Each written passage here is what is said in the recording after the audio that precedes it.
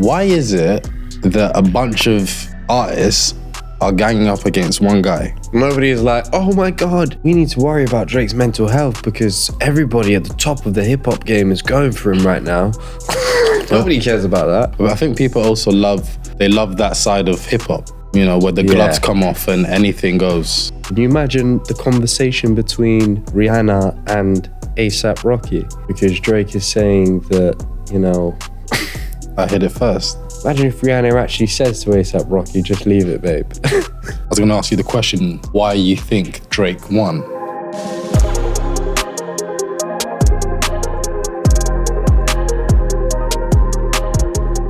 Welcome back to Teddy Talks. It's Teddy Soares here. I'm joined by my brother Sidney Soares. Yes, sir. And we're about to talk about all the smoke that's been happening in April. Most of the smoke, the biggest smoke that's happened in April.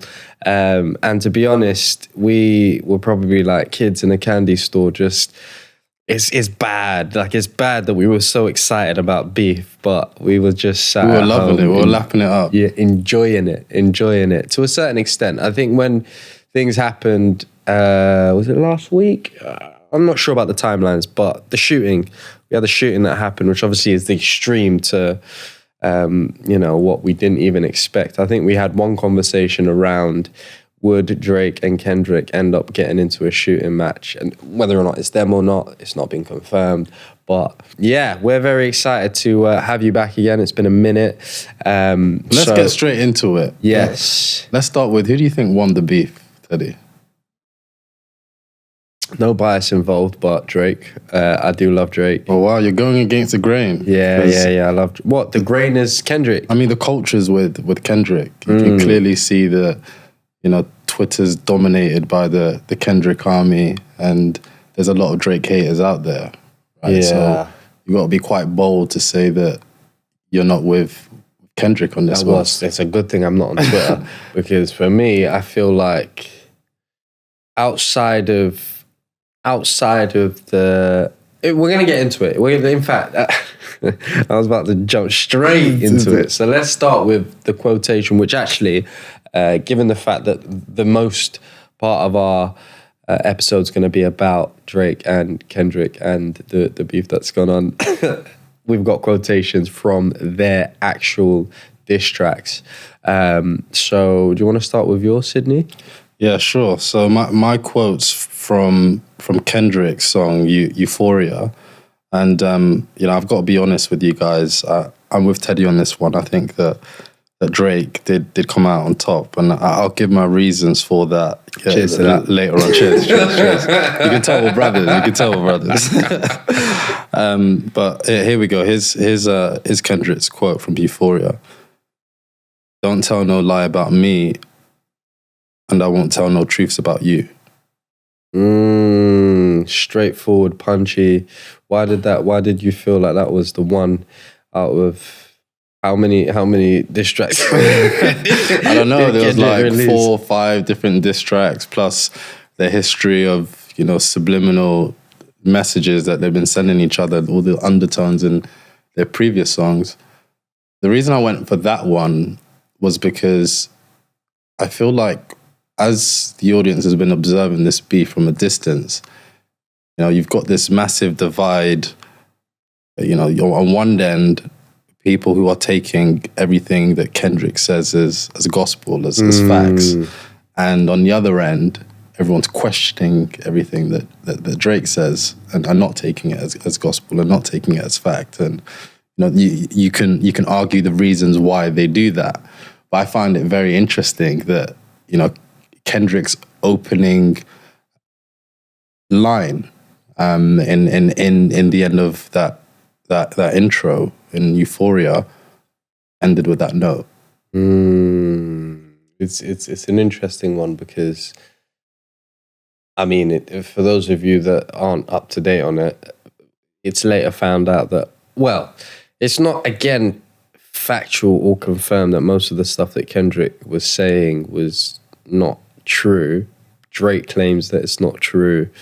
Obviously, a lot of people that are in Drake's camp also claim that it's not true. Shock. But from that point of view, for him to use that line, do you think he was covering his own back knowing that he's about to spout lies? Is that kind of a tactical move? Yeah, strategy? I think if you think about these two rap giants, these two legends in the game, they're no novices when it comes to the art of war. And I think... Especially Drake. I'm going to sound like I'm... No Diddy, but I'm going to sound like I'm far up his ass. No, that's not the case. You're not. I know you're not. You're just... you understand, what's good. And I just know that Drake's been through it. Like, he's had so many beefs throughout the test of our generation. He's had Meek, he's had... Pusha T come for him. He's had a bit of Kanye West. He's had a bit of Joe Budden. I feel like even Rick Ross. We obviously see there's a bit of animosity there with Rick Ross coming at him as well. Yeah, and even ASAP has got in the ring too. Not Travis Scott. What's his name? ASAP Rocky. Chris Brown once upon it. Like the list is endless. Yeah. So maybe he's a problem. Maybe he's the toxic one. I don't think so. I don't think so. I think that he is perceived as the number one guy, and everyone wants to be number one. So what are you going to do? You want to tarnish who you believe is number one, their reputation, so you can take that spot, which I find very interesting. But before we go into it and give everyone the background of how this all started and actually give them the reasons why we find this so interested. Share your quote with us. Yes, of course. We haven't heard. I was itching. Mine's obviously from mine's from Drake's track Family Matters, and a bit controversial. Michael Jackson, but I like the double entendre that he had there. Michael Jackson was praying in his features would change so people believe that he's actually white. Top would make you do the feature for change. Get one, pop records, and rap for the whites. I was trying to do a little bit of it. Yeah, you need to work on your Drake cadence. You butchered his lyric. Yeah. I know, I butchered it a little bit. All right, let me try again. Yeah, one more time. So Michael was praying in his features would change so people believe that he's actually white. Top would make you do features for change. Get on, pop records, rap for the whites. Whoa. Why did you? That's heavy. It's again controversial, and I like the fact that Drake is in a I don't give a fudge attitude right now. Like he's not giving. What's a fudge? Oh, okay. But yeah, he's just not. He's just the way that everybody's attacking him about surgery, whether or not he's had a nose job, the way that everyone's attacking him in regards to his culture, his heritage. Be all and end all for me. One of the reasons why I really, really, really like Drake is the way that he is in tune with the culture. Like he's in Afro beats, he's doing reggaeton music, he's doing music in the UK scene. Like he's everywhere, and I like the way that he's not just doing it. Well, again, this might sound a bit biased, but for me personally, I'd like to think that he's not just doing it purely for the change. I think he's also doing it because he enjoys music. I remember watching the movie Elvis, and it was a shock to me. I don't know why it was, but it was a shock to me when they played a scene in Elvis where he was in the church. He's seeing all the black community in the church singing the gospel music, really feeling it, and it touched him. And a part of that really resonated within his music and the direction and where he ended up going. And I feel like with Drake, he's just enjoys music. He enjoys all aspects of music, and somehow that happens to allow him to then connect with different cultures. Beautiful. Well, I don't want to be supportive of what you say, even though I am. I got to be a Kendrick fan on this side to keep this argument balanced. Yeah, right? Just keep it a little bit. But what about the people that think that Drake's a colonizer? He's not getting into those different trends because he likes what they do, but it's all for his self-interest. The fact that, you know, he knows by entering these different, you know, segments, he grows his fan base, you know, and that brings more eyes onto what he's doing. It grows his territory.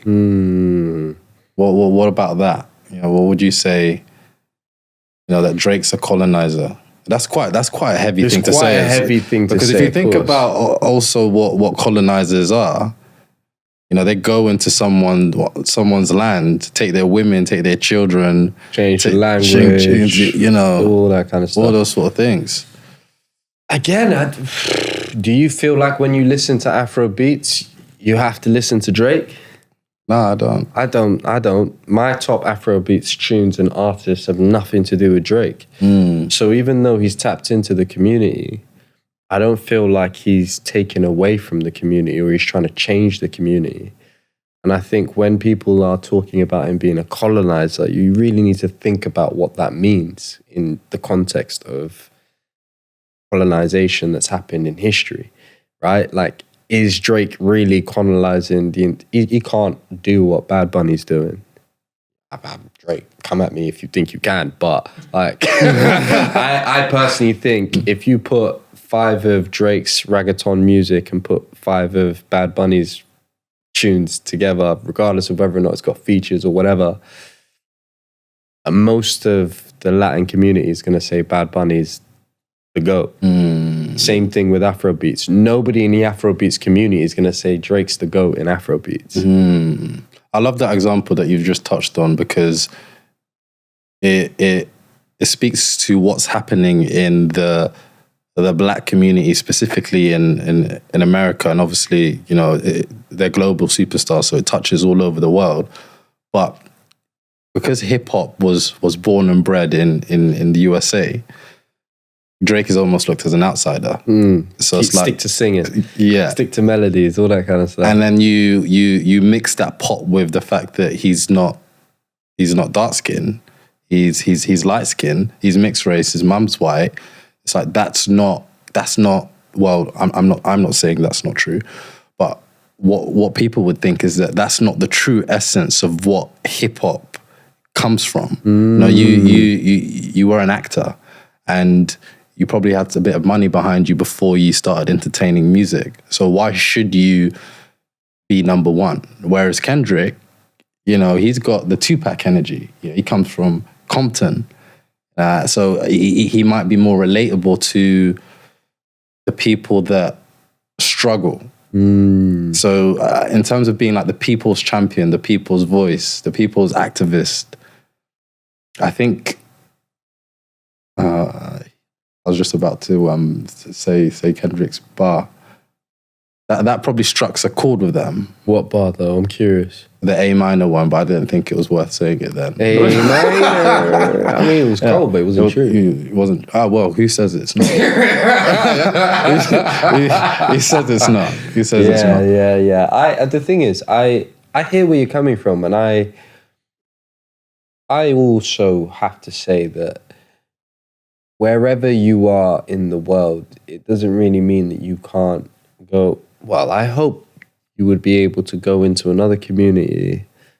You know, I would never be able to turn someone away from having jollof rice because you're not from the community. I want you to.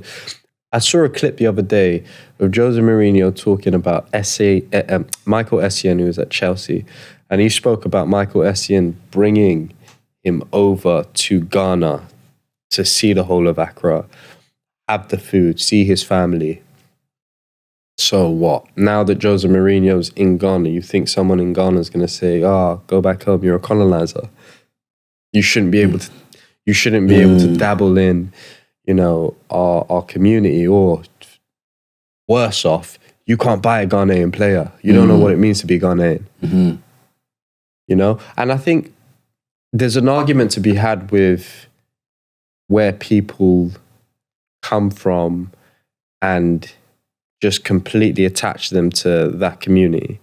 Kendrick himself, I would like to think, as much as he is from where he is, he would still say that he's traveled enough with what he does in music to understand different communities. It doesn't mean that anyone's going to call him a colonizer because he might have referenced Africa in one of his tunes back in the day, just because he wasn't born there, you know? I think that it's a very interesting thing what you just touched on. I think it's also because people look at this as, what do you stand for? And when they look at Drake, they may look at him as someone as doesn't stand for the black people. And if you're coming from the hip hop world, where you've been admiring the likes of the Biggie and the Tupacs of the world, especially if you're a Kendrick fan and you were someone who was a fan of Tupac, you may look at Drake and you'd be like, you're not like us. Kendrick's new song, You're Not Like Us.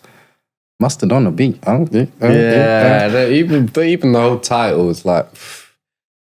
And the thing is, for me, the one of the reasons why I respect the way that Drake has gone about his business is because there is there's perception when you aren't from somewhere that you're unable to join that community. So you're unable to, unless you're friends with this person, or this person's your cousin, or whatever the connection may be, or girlfriend, however you come together and you're eventually in that community. How can we as a society talk about being together, talk about being united, talk about no racism, and say that, oh, this person is acting a certain way because he has spent, 10 years within hip hop. He's been killing the hip hop game. He's calling himself number one. How can you now say that he's done nothing for the community when I would like to think in the period of time that I've personally listened to Drake, I'd like to think a lot of us black communities, a vast majority has bumped to Drake. You've either been in a club, you've either been in a car, you've even been the first time you've heard him and thought, oh, fuck, who's this guy? It's funny because I was talking to one of our cousins about this, big Junior, and he was making me laugh because when we were talking about the beef, he was like, look, if the world wanted to be real about the situation, and you pull up your Spotify, you pull up your Apple Music, and you scroll through that playlist, and you're looking for J. Cole, you're looking for Drake, and you're looking for the big three. Let's be very, very honest here. What name do you think is going to pop up the most? 9 times out of 10. And the DJs will tell you that too. But I think where Kendrick has won everyone's hearts is that, and again, this we can take this even further, even outside of hip hop, right? Because if you look at boxing, you look at football, you look at big competitive matches in general, what do people do?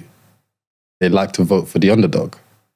And what is it? Why is it that our human nature? So you're saying Kendrick's an underdog, yeah? Is that it's undisputed that Drake is the biggest artist in the world in the rap game. Just numbers wise. I'm not saying like who makes people feel the most, who makes people connect them. Again, that's another loaded question. But if we're just looking at statistics, numbers, he's there. He's there. And that's not even me, what the culture would call dick riding. These are facts. Okay? No. All right? So, circling back to my point about voting for the underdog, why is it do we feel that we always do that? I don't feel like anyone votes for Arsenal, though, to be honest, bro. Like please don't talk about Arsenal. I know, I hear you though. They root for it. Like, yeah, you could, yeah. They give you the most positive. You can do it. All right, You got this. That's a good one. That's a good one. They're not going to vote for Arsenal because the Arsenal's fans are bad. Yeah. We like to rub it in people's faces. I'm not saying, not me. I've learned a lot of lessons, so I stay quiet these days. Okay, yeah, I'm waiting for us Same. I'm with you, I wait for I'm us to with lift you. the trophy, and then you'll see me outside. Then I'll be in it. Yeah. We'll be in the parade. I've been there. We've been there so many times, and we just haven't made it, even to qualify for the Champions League. Upset.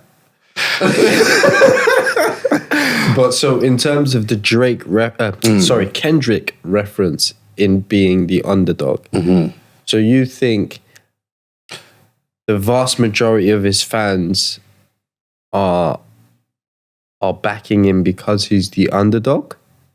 Not his, or is it because his of the fact that Drake has won too many times? So he needs to lose. So Kendrick.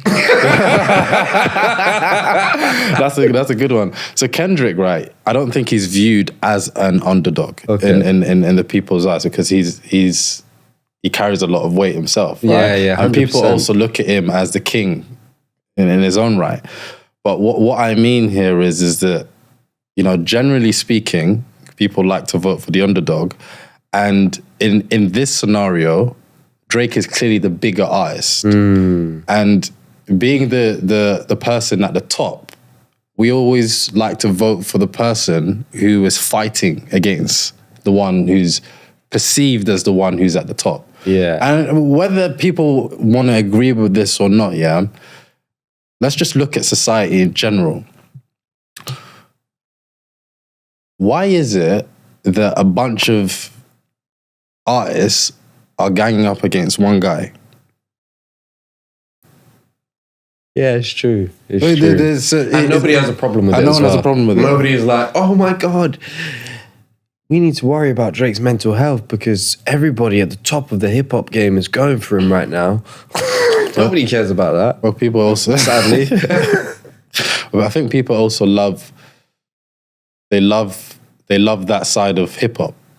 Where the gloves come off and anything goes. It's a bit like boxing. It's like, look, you know what you signed up for. If you say this about Compton or New York or even the UK, someone's gonna bite back.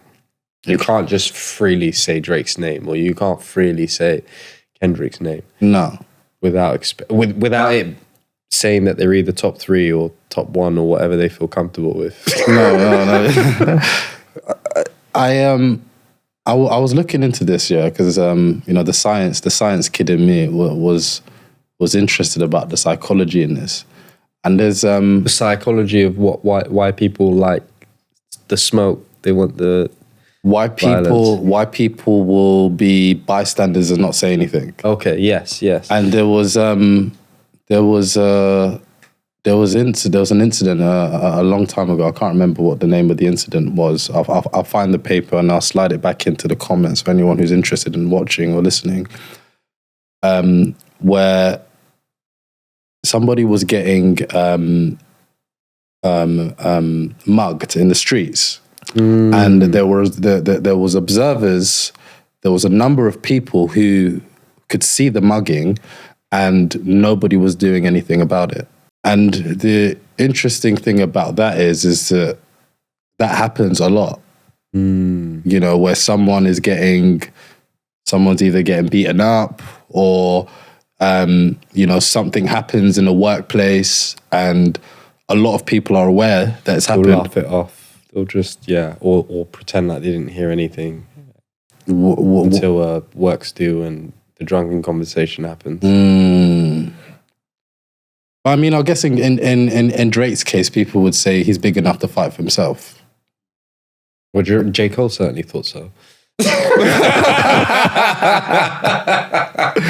right, so great segue then. So what do we think? Okay, to catch people up on this, because there's a lot of I've spoken with a lot of people about this beef, and you have too.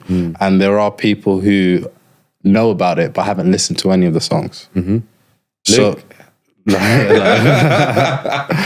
So just to give people some color onto J. Cole's role in all of this, right? Before you tell us how you feel about what J. Cole did,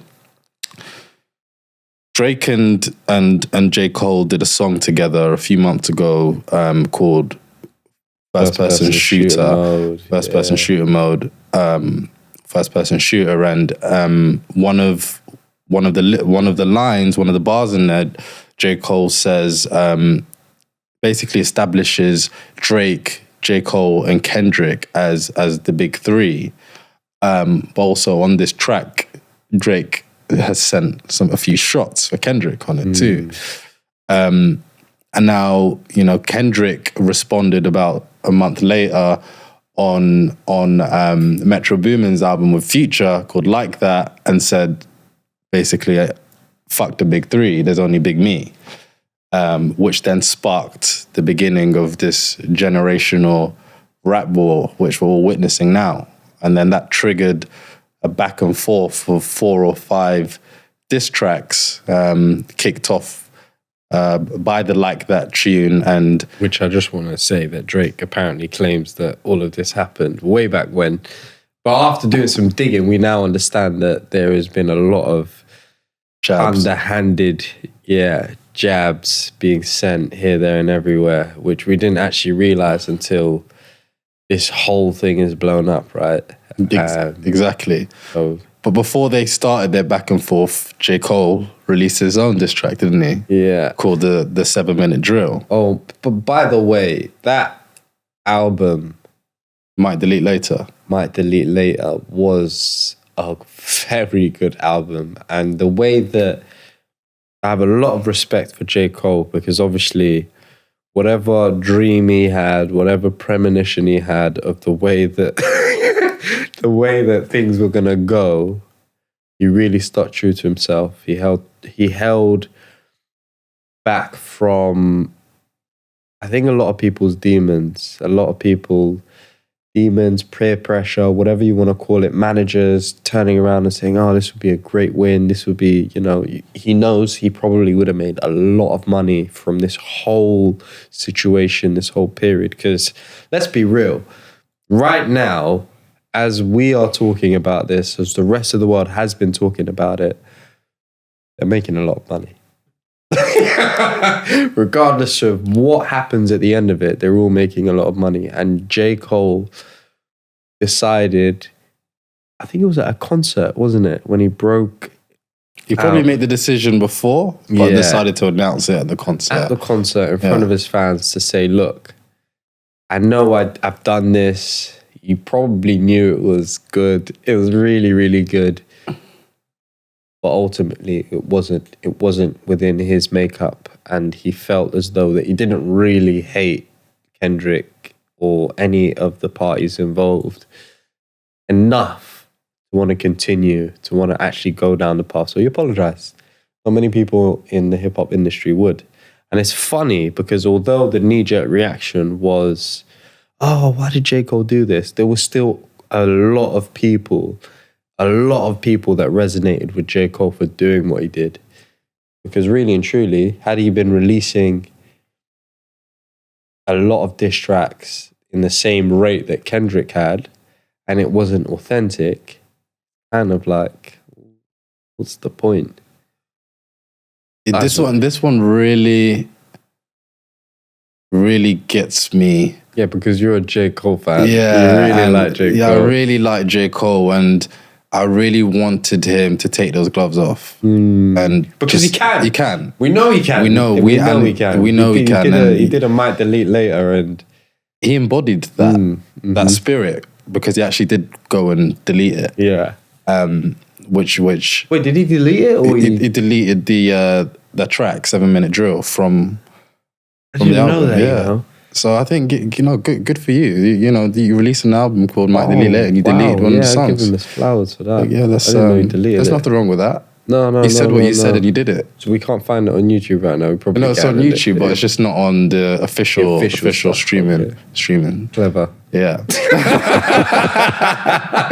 But not on the any platform that he can monetize on. Basically. Yeah. I still liked it. People thought it was weak, but obviously you could tell he didn't believe in the things that he was saying against Kendrick. Yeah, I mean, look at the title, Might Delete Later. It's like, what are you talking about?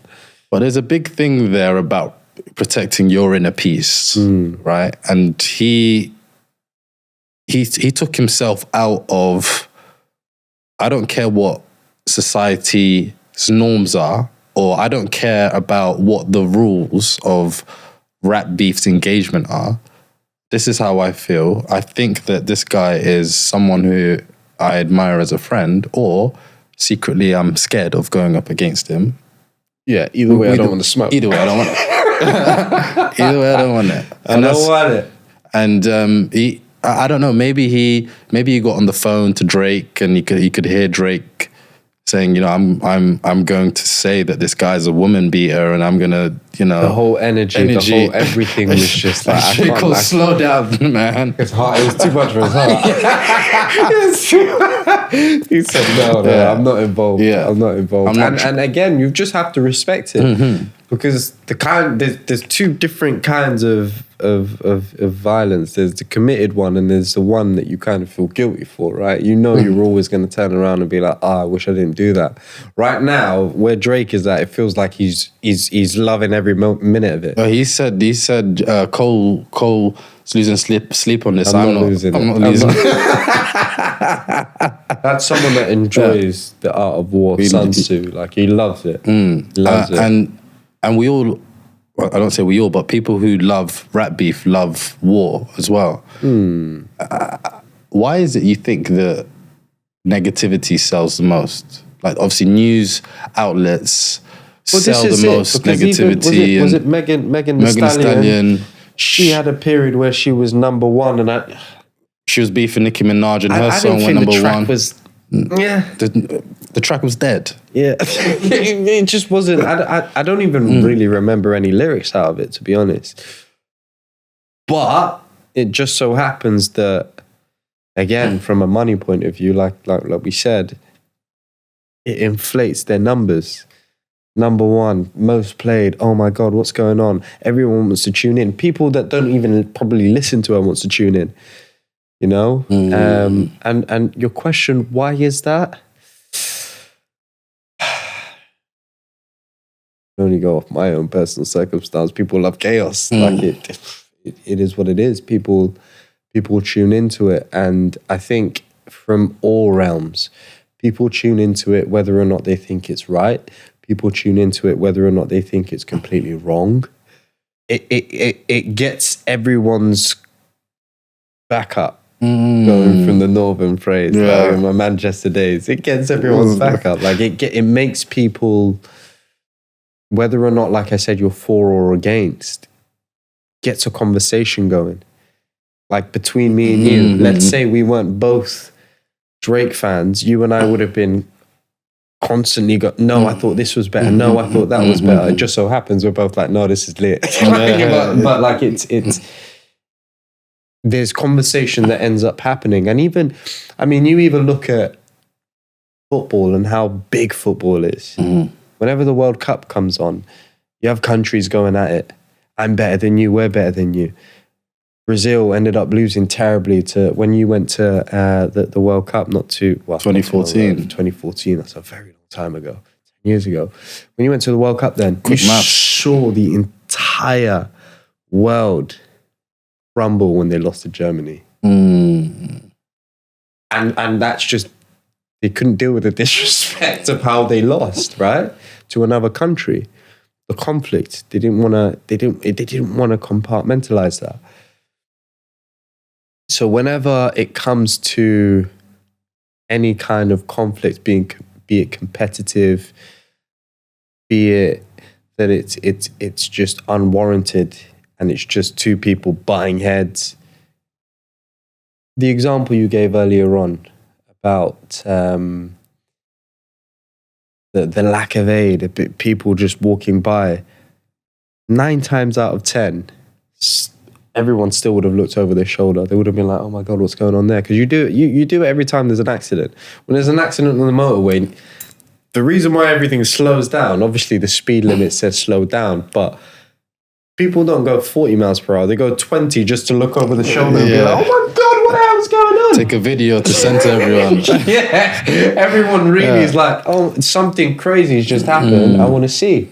I want to be in the know.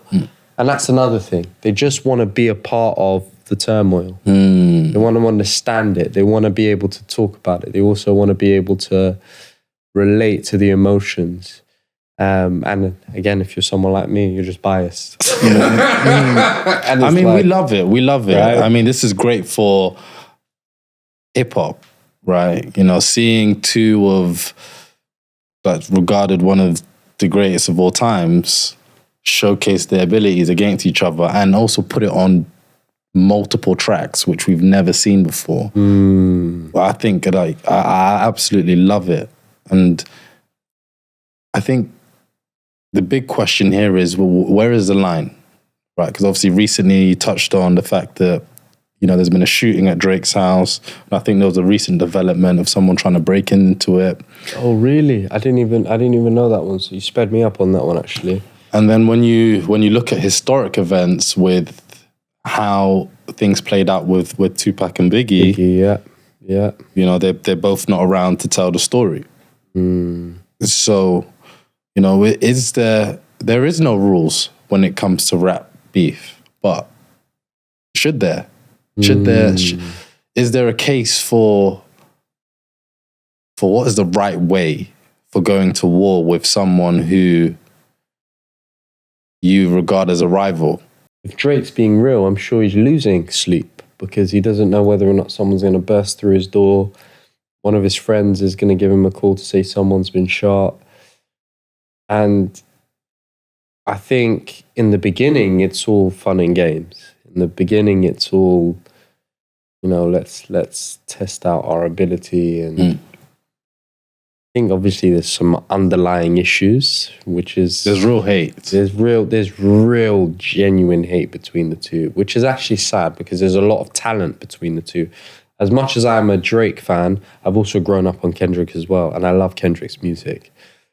And I also do believe that within what Kendrick does, he's also a GOAT within his own right.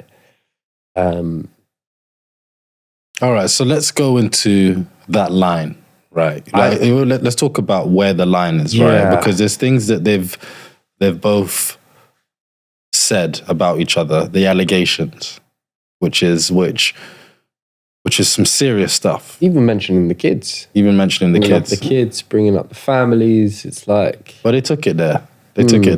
But let's go to the most serious stuff that was said, right? Okay, actually, you've said you think kids shouldn't kids be... serious kids as well. Kids I'm not saying... Hey!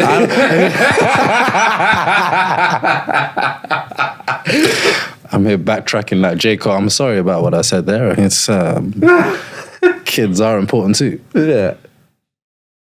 But one of the, for me, like something that's really, really serious, which also involves kids, is calling someone a paedophile. Right. Oh my God, the damage that could do. Obviously, someone cussing your mum, or, you know, that would also get you very irate. Like sticks and stones. Sticks and stones stuff. Right? Yeah. But someone calling you a paedophile, that's destroying your reputation. With the picture of the sex offenders. That's thing on his the Not Like Us cover. Not Like Us cover. Yeah. And then you put a real big catchy tune behind that. You're trying to destroy a man. Yeah. So, you know, and a reputation is all you have in life, isn't it? Because if you don't have a reputation, you can't do anything. You know, what's at any level? At any level. Course, at any level. Definitely. There's no trust. And then obviously on the other side, with the Drake's allegations of Kendrick being a woman beater, you know, that's also very, very serious as well. Everyone's skirting over that one, by the way. Why is everyone skirting over that?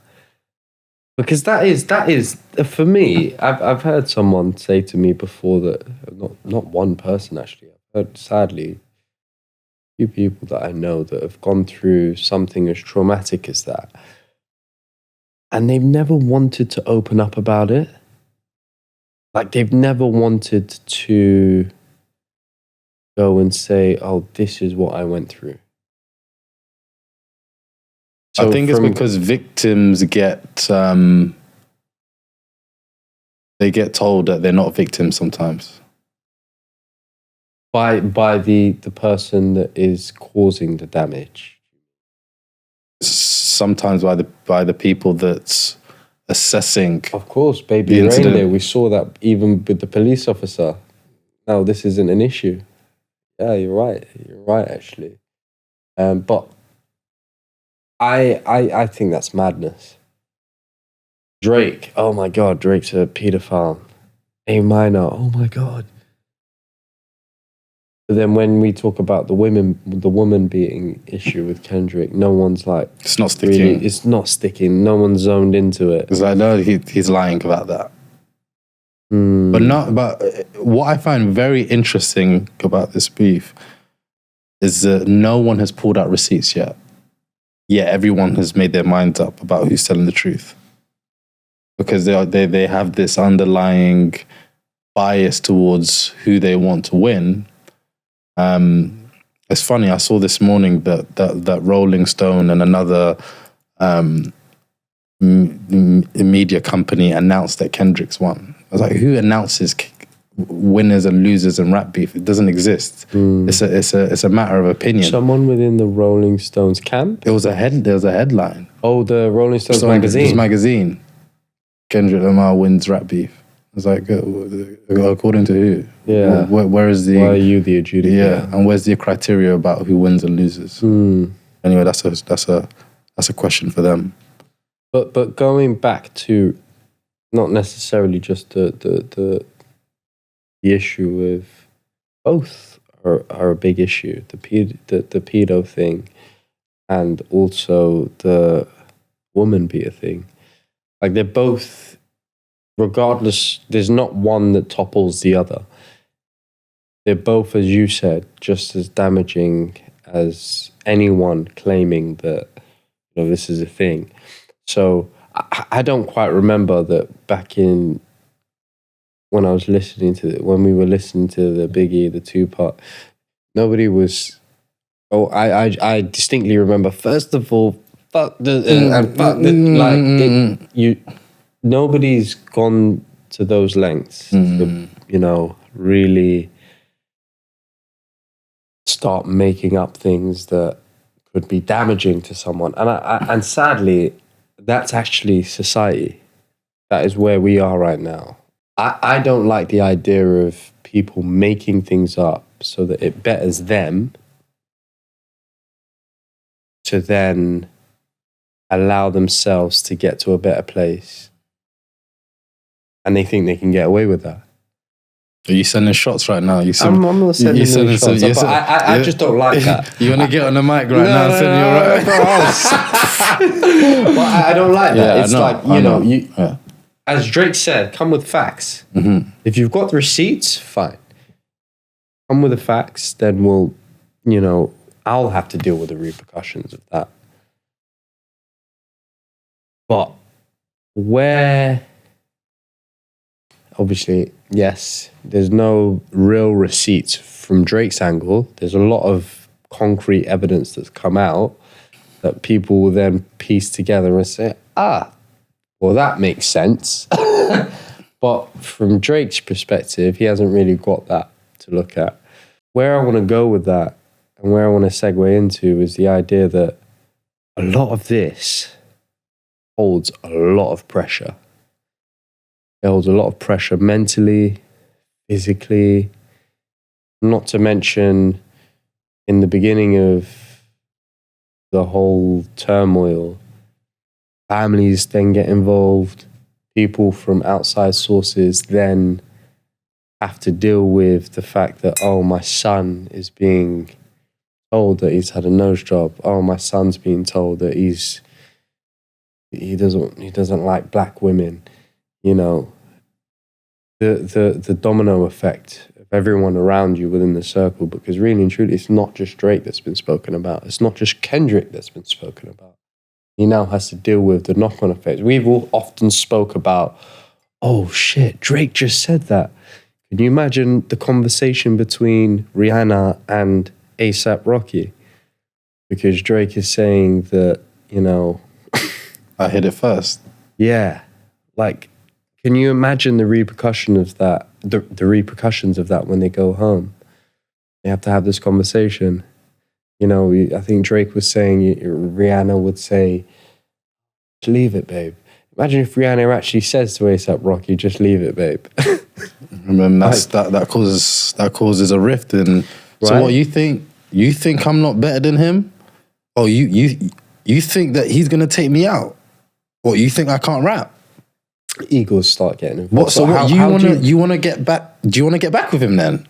Exactly. Because there's history there. So how do you then deal with the thing that we've spoke about before? A lot of the things that we can't control, because nobody can control Drake's mouth other than maybe his manager, maybe his team. Nobody can control Kendrick, right?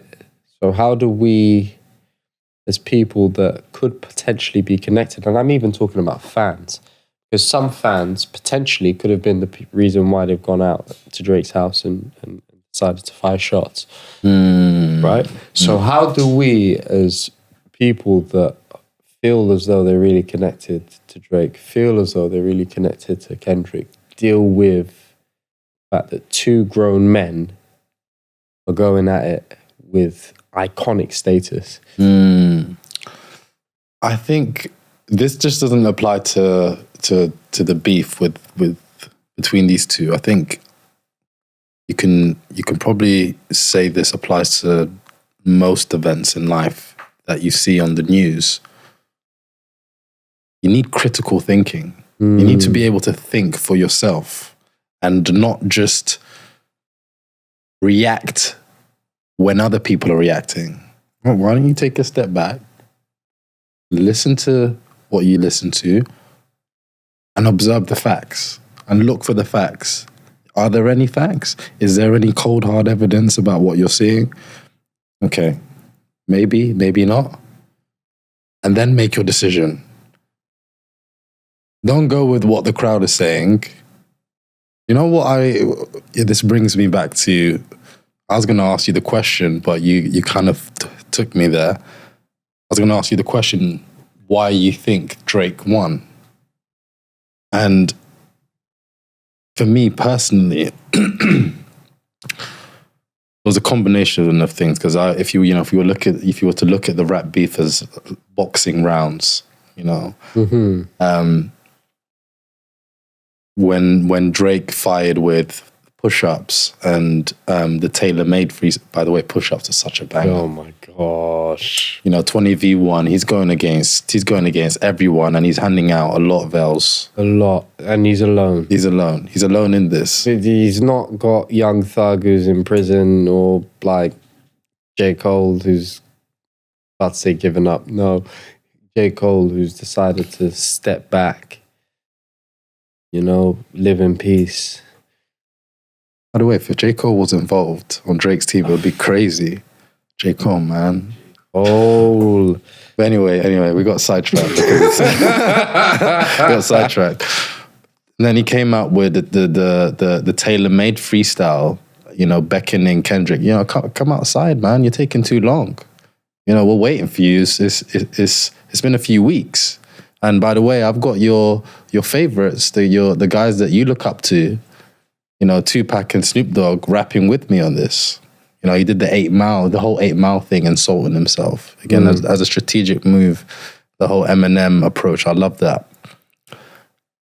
And then Kendrick responded with Euphoria.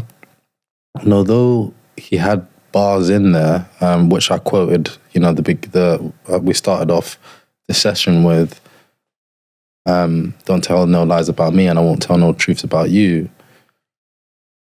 I was a bit underwhelmed by it, you know, because we were waiting. I remember feeling the same thing. Yeah, we were waiting for weeks, and I was like, oh, man, I really wanted you to come harder. Pause.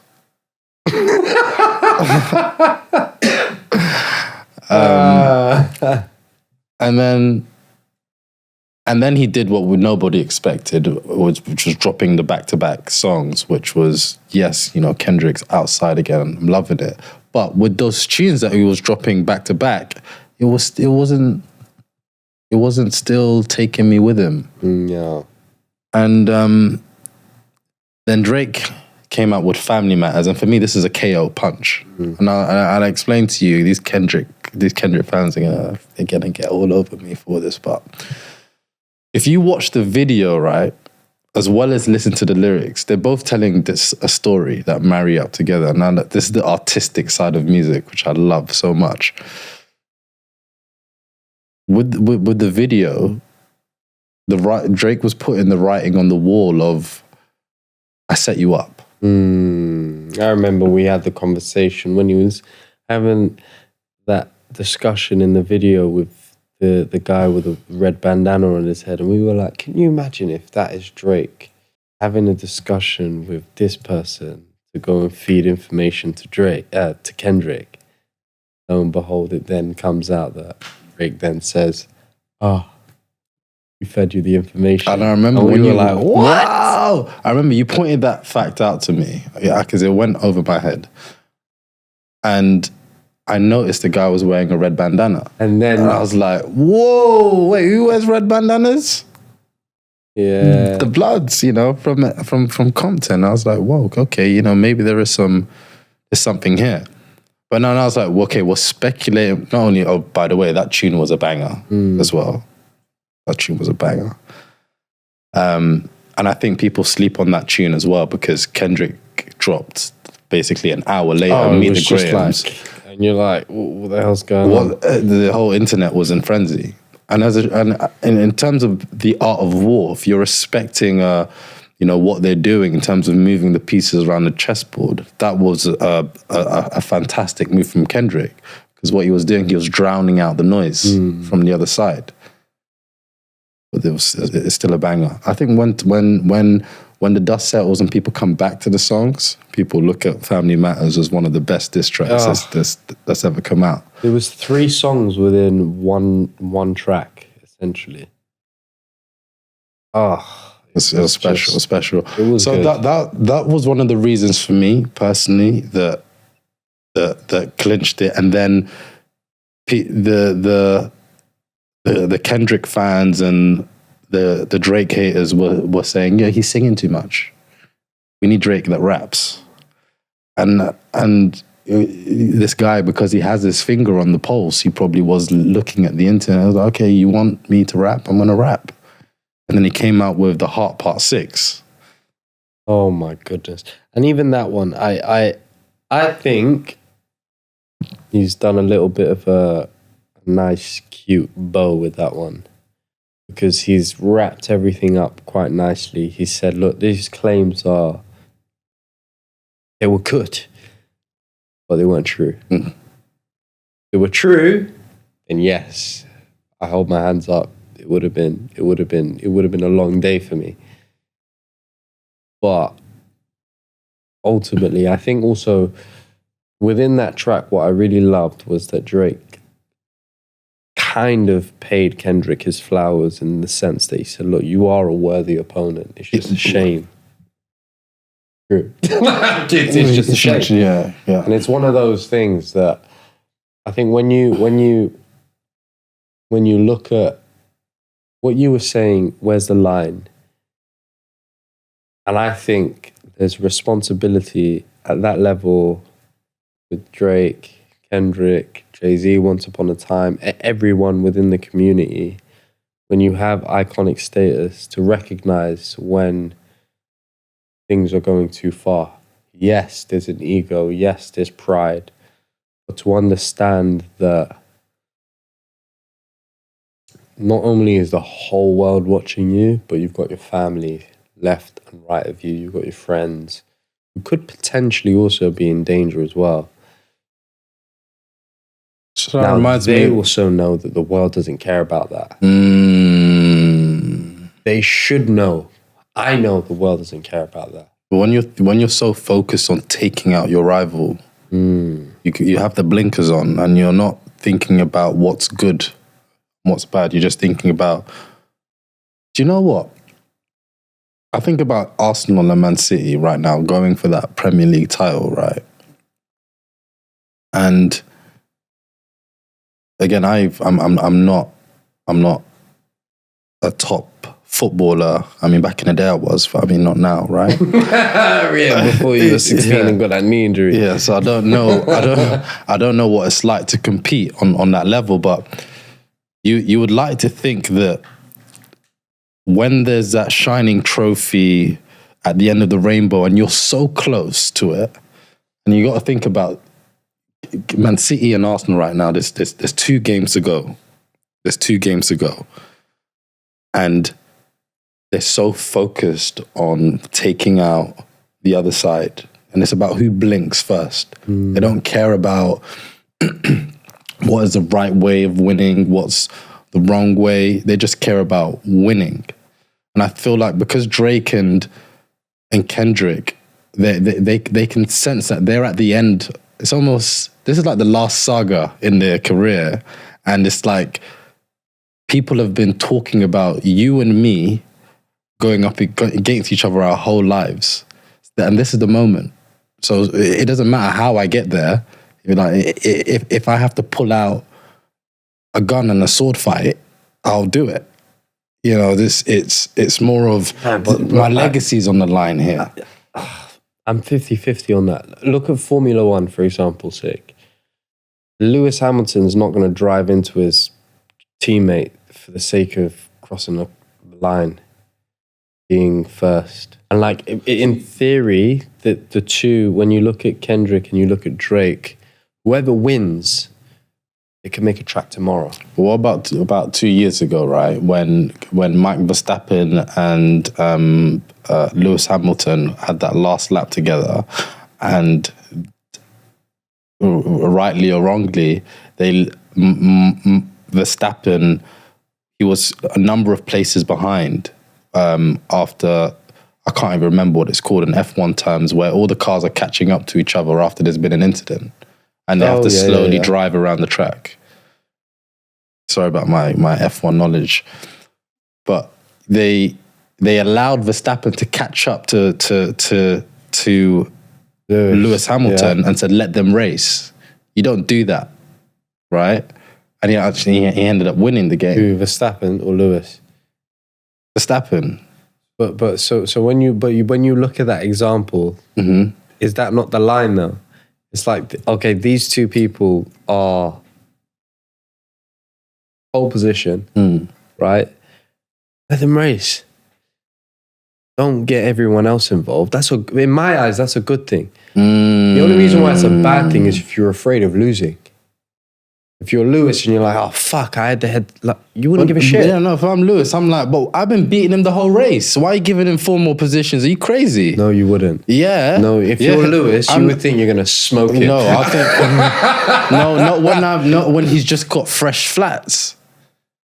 Yeah, no, of course, but in the context of look at me getting vexed for Lewis.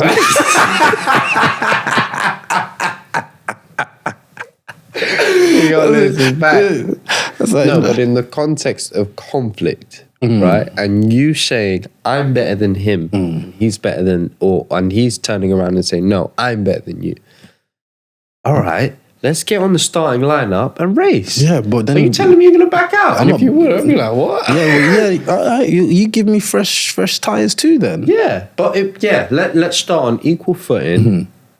Forget about everyone else around us. So there's no accidents, there's no excuses. Let's go. But you know what? I think this is part of, that will take away from the rap beef, because no, it shouldn't. No. Let's not talk about your mum. No. Let's not talk about your child. No, because let me talk about your. Let me talk about your album back then, like Drake did, and like J. Cole did. I thought your album was trash. I thought this was trash. I thought, obviously, the rest of the crowd was like, yeah, but J. Cole, it wasn't trash. My opinion, it was trash. No, but you got to remember what we talked about. Negativity sells, right? And who is the ultimate judge in the situation? It's the people, and they know. Just J. Cole, we don't know the reason, but But I suspect one of the reasons why he deleted that track was because he would have looked at what the people were saying and be like, yo, I don't want that Kendrick smoke. Now, when he saw Kendrick's fan base, he'd be like, okay. A lot of my fan base actually like Kendrick as well. You think J. Cole pulled out because of everyone else? 100%. But he would have seen. I think he would have. I think not only is the combination of I can smell this blood here. I also think that if that diss track 7 Minute Drill was a number one hit, do you really think he would have been like? Maybe. Honestly, maybe. The reason why I say that is because if I put myself in a competitive spirit, right? And you think about the people that we think, okay, you're at the top of your game. Ronaldo's not ever going to say Messi's better than him. Ever. Lewis Hamilton's never going to say Verstappen's better than me. He might say, I should have got the same tires. I should have actually said, look. But at the time, I'm sure he thought, fuck the tires, I'm still going to beat him. Right? Because at that level, he just thinks he's number one. So this is what I'm saying. In terms of Kendrick and Drake, which is what I think Drake has done in the last track, he's turned around and said, bro, if you've got facts, come back and I'll come out. But if you're still going to talk lies, I'm done with this. It's like, let's fight fairly. We watched it in anime series. Anime series are like, bro, come on. They're shocked when the other opponent is doing dirty tricks. I thought you were honorable. Let's fight honorably. And that's where I go back to the line. If there's a line and we both say, okay, look, I leave my wife. I've got shit to handle with my wife. Let's stop talking about my wife. Let's stop talking about, I'll stop talking about your child. I'll stop talking about your mum. Like, let's smash each other. But you got to think about these guys. Pause. But you got to think about what's the reality of what you're talking about, right? There's two people that hate each other. No, you're just asking me about the line. I know. I agree. I agree. The line, there clearly should be a line because no one should be shot. No one should be die. No one should die. Yeah, of course. No one should die. Even though Kendrick did say, I think your son should die. And that is like, it's crazy. What? Maybe there should be a line for stuff like that. Yeah. But obviously Tupac was also saying that I'll finish you guys as well. So there's a maybe it's just it's just hip hop. It's just hip hop. Which is funny. But going back to the say it's hip hop, it's drill as well in the UK. UK drill will do that shit as well. I was going to say something crazy, but I don't want to get cancelled. Let's go back to the Heart Part 6, right? And I know there's people going to be like, oh, these guys are so biased. But yeah, I know I am.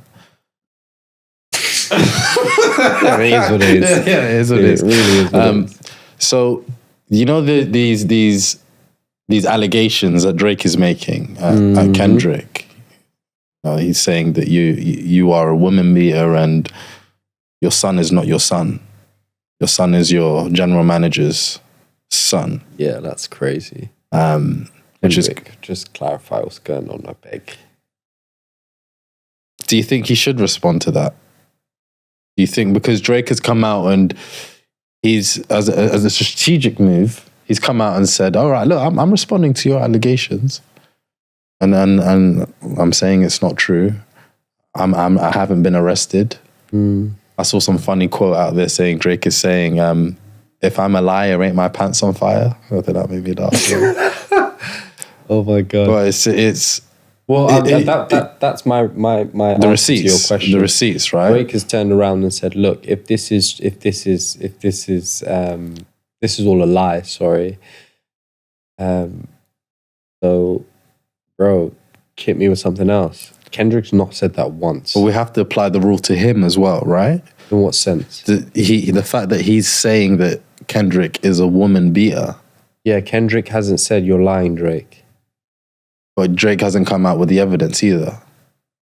But he's come out with some substantial connections that would suggest that these guys have got some issues. And which connections to bring the people in who don't know nothing about the situation? Oh, the connection of the fact that Kendricks had to move from his actual spot with his wife.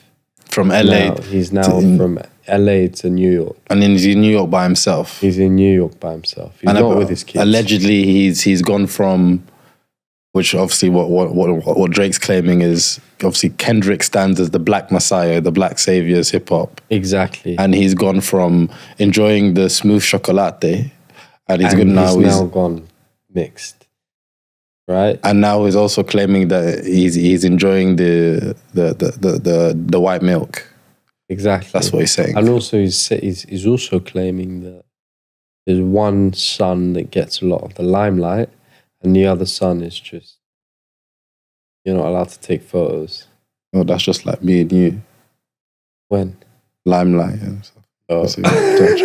I was thinking, what? So that brings us back to one of the things that I find very interesting about this beef, right? You have people that are looking at Kendrick and Drake saying, you stand for this, you stand for that.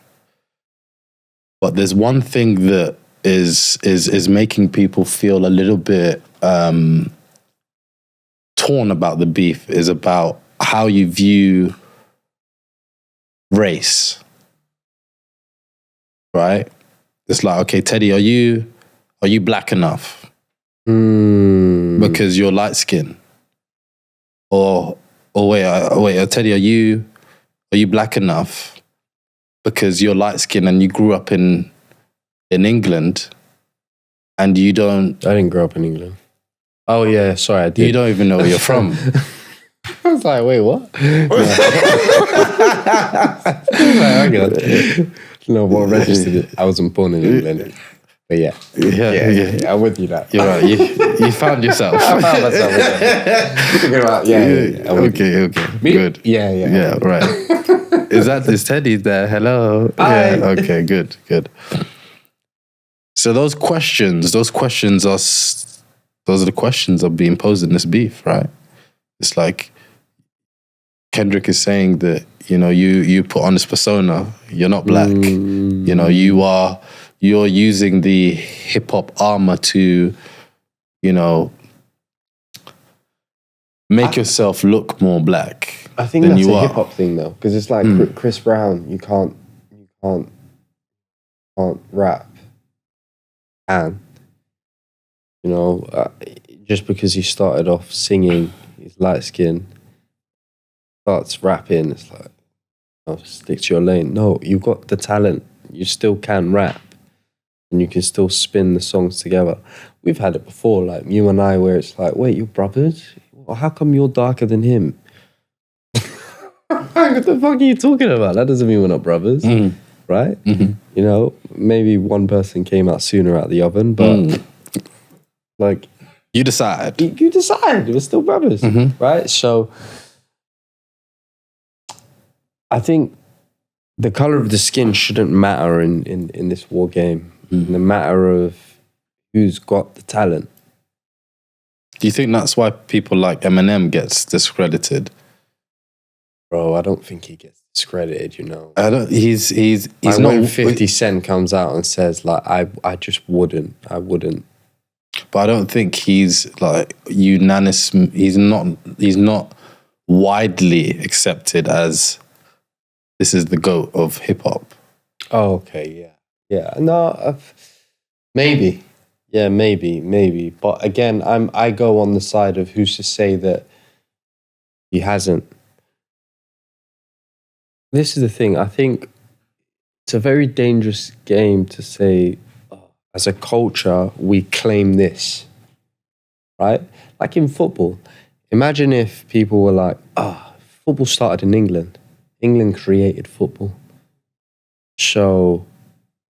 all the black talent. Jude Bellingham, he can't win the Ballon d'Or. I would be like, what are you talking about? the talent. It's what's happening on the pitch, right? So when you look at Drake talent, when you look at all these other people that have come up and have come through the game, black, white, Asian, open Gangnam Style, bro. That shit had a good year, 2 years of being trendy, right? Regardless of what genre it is, it's good music to someone's ear. Someone's listening to it and they're thinking, this is a track, this is a record. This is making me feel good. It's stirring up emotions, whether or not I'm going through a breakup, whether or not I'm going through a job loss, whether or not I'm going through, you know, something that's making me feel good, whether or not I want to turn up, whether or not I want to go gym. The track resonates. And that's why I respect Drake. It's not because he looks good. It's not because of his lifestyle. It's not because of anything other than the fact that the music hits. Yeah, that's it. Yeah. I agree with you, and I'm not going to echo it anymore because we don't want to increase the bias in this conversation. But if you don't like his music, you don't like his music. If you don't like his music, you don't I like listen to almost everything other than rock. Rock is where I personally draw the line. You like rock, I respect you. Deal with your mosh pits. I'm not a part of that. What about the Linkin Park? Linkin Park, Jay-Z. Yeah. Oh, go. Do you want more? Push it. Yeah, I'll deal with that. But I don't really know any other Linkin Park tunes than that. But indie, again, I like indie. Vampire Diaries days, the originals, all that kind of stuff. But yeah, I respect good music. And again, it's not to say that from Kendrick's side of things, he didn't make a good track. Like you were saying and what you were alluding to, when he made his initial tracks, it hit, but it only hit when I started to look at his captions, read his captions, read the lyrics, and then I'm following it.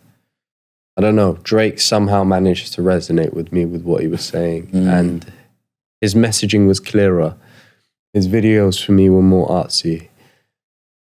Everything for me was played exactly how I would have thought the rap game. If you haven't got anything on someone, all right, I'm going to go and collect. I'm going to do my research. I'm going to fact check. I'm not going to just start spouting crap, which is what some of the people within the industry do. Like, they say things which isn't actually the case within their lifestyle. Let's touch on one aspect of the rules of the game, right? And you know, when you dissect some of the things that have been said from both sides, in if it wasn't in a musical sense, and they weren't saying that in a musical arena, there would be people getting cancelled. 100 million %. And one of the aspects I want to pick up on is using gender as a weapon. You know, there were moments in the beef where, you know, for example, Kendrick is calling Drake a OVO hoe and comparing him to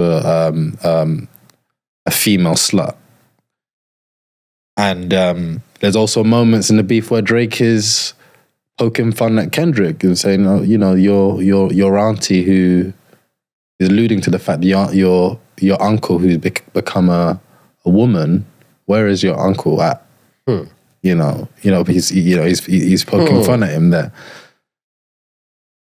So, you know, I want what they did, even though it exists in the rap arena, that's also not acceptable. If someone's tweeting that sort of thing, or someone saying that in a public space, that person is gonna, you know, they're gonna have their balls cut off. When another man is saying to you, you know, you have woman-like features, or, you know, you behave like a woman, a man tends to take that as an insult. You know, someone who paints their nails. You know, obviously you've seen A$AP Rocky paint his nails, Drake paint his nails, Lil Yachty paint his nails. These guys are comfortable with Do you paint your nails? Me, it's not something that I think about, and You can't say that. yeah, You're not gonna get I've never done it, and I don't think about it. But who knows? You know, if the world changes tomorrow, and you know, we do. You know, listen. I'm saying, listen. Let me finish. If the, I think how I think.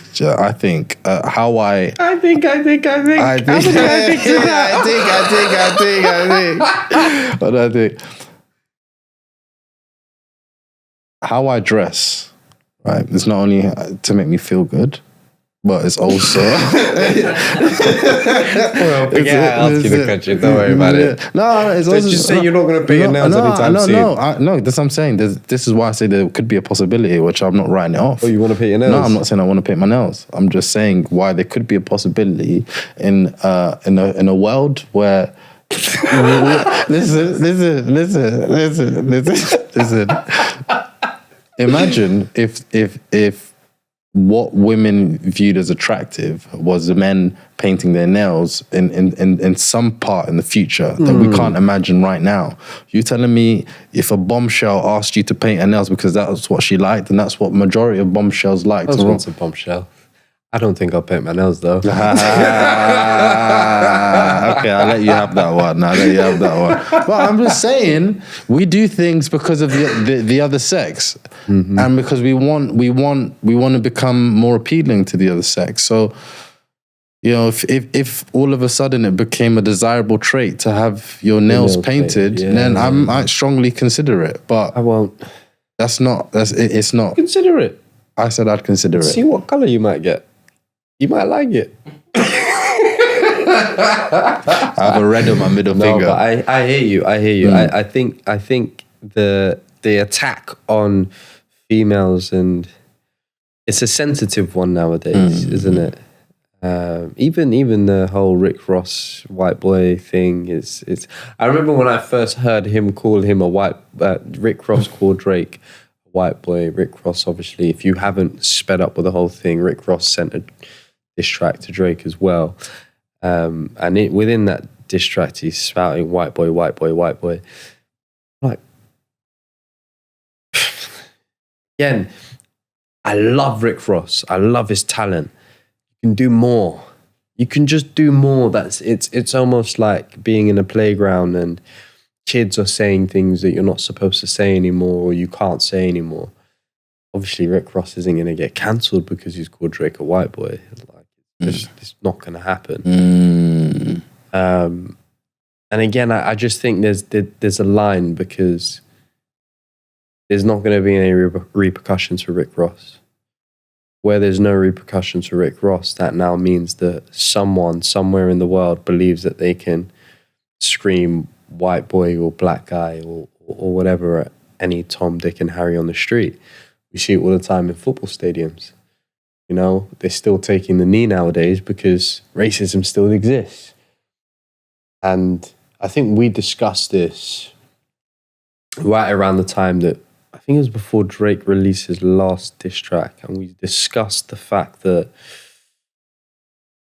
there's a lot of things that are happening that everything's suddenly allowed to fly. Like you said, the comparing, you look like a woman and this, that, and the other. Now, yes, the easy answer is the individual knows he's not, so it goes in one ear and out the other.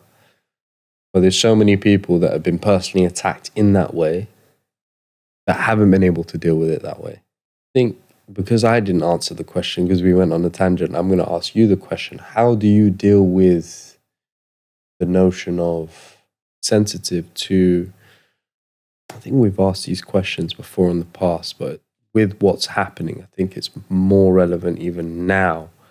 Trolling. Things that people say within a work environment that actually everyone laughs off, but it's not that funny to you deep down. Those environments where people give you underhanded, in this society we call it sneak dissing, but underhanded comments that actually affect you at your core. How do you deal with those moments? How do you deal with it and prevent it from happening again? So and when you ask that question, you ask that from the perspective of being the person who is saying those things to the other side. Yeah, without needing to jump on a track and obviously send someone a song about their life and whatnot. Well, first and foremost, I think Kendrick knew exactly what he was doing. So did Rick Ross. So did Drake. And so did Drake. So did Drake. Everyone involved knew what they were doing when they were trying to destroy each other's reputation. But for the ones who claim that they're ignorant and they don't know that what they said might hurt the other person, sometimes your gut tells you something's a little bit off here with what I'm thinking about saying. So maybe it might be worth me checking in with someone who I trust about what I'm going to say. Am I saying it in the right way? Just want to check with you. This is going to land well with that person, because given the landscape of things, I know that people react to things in different ways. Being a hip hop fan, being a fan of music, and being a Drake fan as well as a Kendrick fan, I've grown up on both, and J. Cole. And I've listened to, although I think that Rick Ross's role in this is very small, and even all these other artists that have chimed in, I listened to all of them: Future, ASAP, Metro Boomin. Even though a lot of them took L's, I've enjoyed them participating in one of the greatest sports, which I believe is hip hop. So I love it from that perspective, and it has actually taken over my life personally. I know. I've just been trying to dissect everything that's going on. You know me, I like looking at the message behind the message and where did this come from, who did what, who did this, who did that. It's like watching... It's art, and also watching movies in real life play out right in front of us. So that's what inspired me personally to agree to doing this with you today, and because I feel like there's been so many nuances to this conversation that we've talked about today.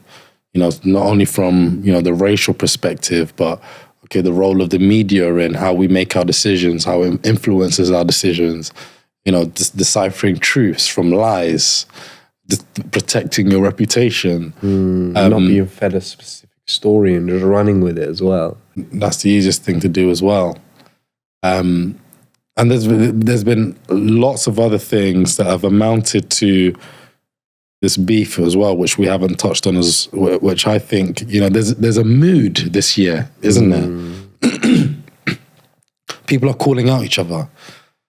With this P. Diddy thing that's going on, with Cat Williams kicking off the year of, everyone is not who they say they are. And I'll tell you why, and these are the reason why, and he did it all in a funny way. And then you had, Nicki Minaj and Megan Thee Stallion going at it too. You even have a little bit of AJ Fury. They don't really respect each other anymore because one person says this and they're not as close as they used to be, kind of thing. Chris Brown, Quavo. Got someone waving at me right now, so I'm assuming content creator doesn't like me anymore. But no, I think that there is so much, I think, also to learn from this. Because I remember the period of Kanye West just going weird and wonderful and so many things happening in his life which contributed to what the hell is going on with Kanye West. With the Drake and Kendrick thing, it's very different because people will take sides, and with those people taking sides, they react. Kanye, there wasn't much reaction. It's not like everyone's going to start doing what Kanye is doing. But with Drake and Kendrick, it's like sugar. People might genuinely argue on behalf of one or the other. People might genuinely take sides. People might genuinely, as we see, start shooting. when they just don't need to be doing that. So one eye opener for me was going back to one of the quotes we love with Spider-Man, Uncle Ben. With great power comes responsibility. Great responsibility. Yes. What, did I say it wrong? Yeah, you said great responsibility. You just cut straight to the responsibility. With great power comes great responsibility. Is that not what I said? Yeah, no, don't worry. I've got your back, man. I thought that's what I said. But yeah, there's a responsibility for us, regardless of whether or not we're enjoying one person dissing the other. And it's very easy for people to start jumping in the comments and saying, oh my God, Kendrick said Drake has to die. Drake, you have to die, and all this kind of like, just no, enjoy the sport, but be respectful from the spectator's point of view. Obviously, Drake and Kendrick, they need to sort out what they need to sort out. Nobody wants them to be fake with each other for the sake of their audience. No. Yes, you don't like each other. You don't have to like each other. But just be careful with kind of things that you're putting out, especially when one person says that the other person has to die. People might take that literally, sadly, because that's the world that we live in. The other thing that it really did open my eye up to was the levels of cancel culture. It's like, okay, if you are within a specific bracket, you may or may not be cancelled depending on what you say. You may or may not be cancelled depending on what may come out. Depending on whether or not there's grounds of facts, or, depending on whether or not FBI, CIA, MI5. You're damned if you do, you're damned if you don't. Exactly. Your reputation, it doesn't matter if you speak out or whether you stay quiet, either way, they're coming for you. If there's a certain group, movement that believes it enough, eventually you could be cancelled. And that is until proven guilty. Don't get me wrong, I'm more for it if, you have done something that is completely out of pocket. But if it's something where there is no facts, no grounds, it's just smoke without any fire, people need to kind of step back as well and kind of understand that this is just a sport, as you mentioned. But for the most part, it's been great to watch. Like, it has actually genuinely been nail-biting stuff. Like, I've really, really enjoyed the fact that Kendrick's back. He's making music. He's back in the full flow. I really enjoyed what he did with Baby Keem. I thought, what a project they had together. What with the family ties and they made some good tracks together. Yeah, they made some great tracks together. So I really enjoyed that, but I didn't think it was enough. And now he's obviously coming out and he's doing his stuff and he's flexing his muscles, which we grew up on. Mm-hmm. We had loads of car journeys when we first got our car, listening to Drake, Kendrick back to back. I feel like you've got ahead of us and with the closing tradition. You've already said what you're grateful for. And I'm truly, truly grateful for, honestly, I think more so the life that we're living right now, because although there's a lot of chaos, there is a lot of chaos, and we haven't even touched on the fact that there's even chaos across the border, actual genuine war going on right now. But I'm actually really grateful for the fact that we have the sense of mind to actually enjoy it for what it is, not take it too seriously, not be too attached to the things that are going on right now that's beyond our control. Obviously, all we can do is try and affect the things that are around us right now. Well, that's great. And well said. I can't say any more to that. The only thing to add is that I'm really grateful for Kendrick and Drake giving us this incredible moment. which we may not ever get again. Yes, it's been a long, long time that we've had something as impactful and as quakey, if that's a word, an earthquake. Just turned it into quakey. But yeah, making up words now. Yeah. That's a new one for me. But thank you guys. Thank you so much for joining us. And if you haven't been brought up to speed with Drake and Kendrick, watch it. Because it's been interesting and they've gone in. However, please do subscribe, like, comment below if you have. Apologies in advance if you didn't really care about Drake and Kendrick. Tune in to us next time. Thank you very much.